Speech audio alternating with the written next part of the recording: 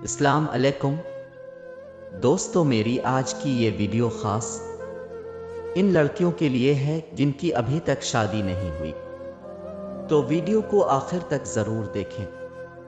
دوستو، یہ کہانی ہے ایک لڑکی کی جس کا نام افشین ہے۔ افشین کو اپنی کلاس کے ایک لڑکے سے محبت ہو گئی۔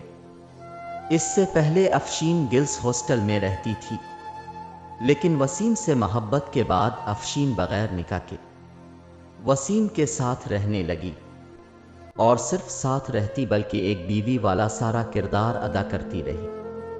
افشین کے گھر والوں کو خبر ہی نہ تھی کہ انہوں نے اپنی بیٹی پر بھروسہ کر کے ہاسٹل میں چھوڑا ہوا ہے۔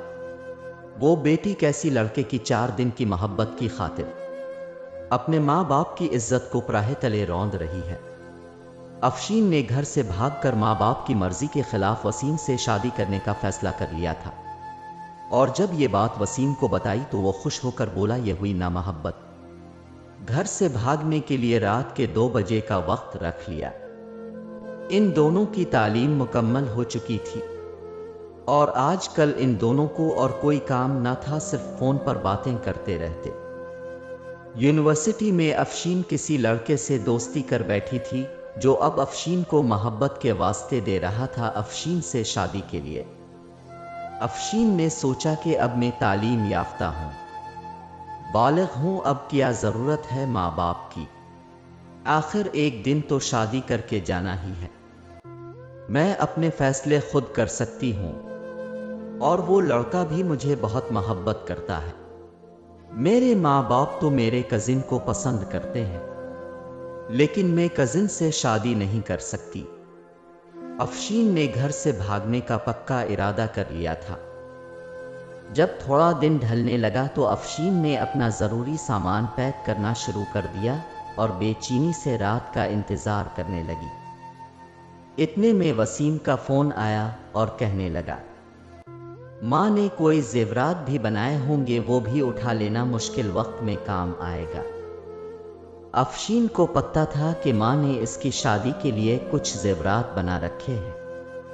اب یہ ماں کے کمرے کی طرف زیورات اٹھانے گئی۔ اتنے میں ماں کمرے کا دروازہ کھول کر باہر آ گئی۔ ماں نے افشین کو دیکھ کر پوچھا، میری شہزادی، اتنی رات کو تم جاگ رہی ہو اور اتنا تیار ہو کر کہاں جا رہی ہو؟ افشین کہنے لگی، ماں میں آپ کو یہی تو بتانے آ رہی تھی، یونیورسٹی سے مجھے فون آیا، کچھ ضروری کام ہے، ایمرجنسی میں بلایا ہے، میری دوست بھی جا رہی ہے۔ اس نے جھوٹ بول کر ماں کو سمجھا لیا۔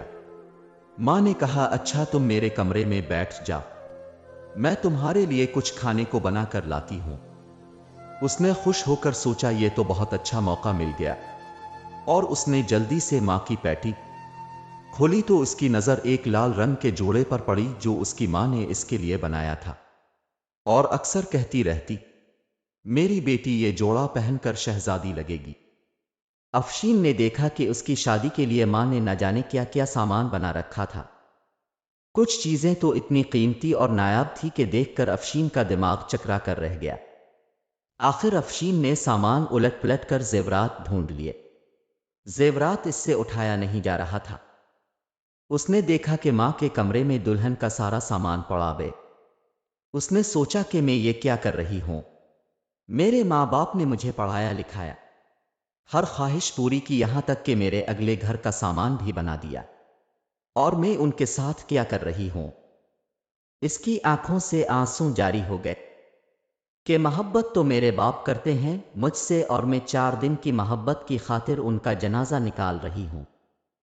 اس کو اپنے بچپن سے جوانی تک کا سارا وقت یاد آ رہا تھا، اس کے ماں باپ نے کیا کیا قربانی دی تھی اس کے لیے۔